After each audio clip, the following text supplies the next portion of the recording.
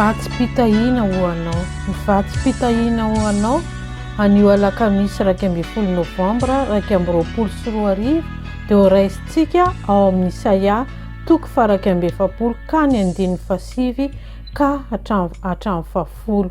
Vakina amin'ny anaran'i Jesosy.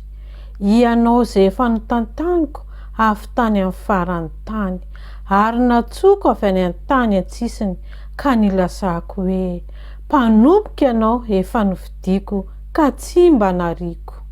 Aza matahotra ianao fa momba anao aho, ary aza merikerika foana fa izao ny Andriamanitra ao. Mampahery anao aho sady mamonjy anao. Eny ny tantana anao amin'ny tanakavana amin'ny fahamarinako aho. Amen. Hivavaka isika. Voninahitra ho anao le Andriamanitra tsara indrindro izay nitantana sy mivimbina amin'ny fiainanay. Marina tokoa ny teninao izay milaza hoe izao ny sahiranao anao mandra-pahafotsy ny volonao. Tsy herikerika izahay Jesosy fa andeha mahitsy araka ny didinao, ka ny anjelinao masina no irinay Tompo manodidina anay androany ka hiaro anay sy ampahery ary koa hitantana ny dianay. Amin'ny anaranao Jesosy nangatany an'izany vavaka izany.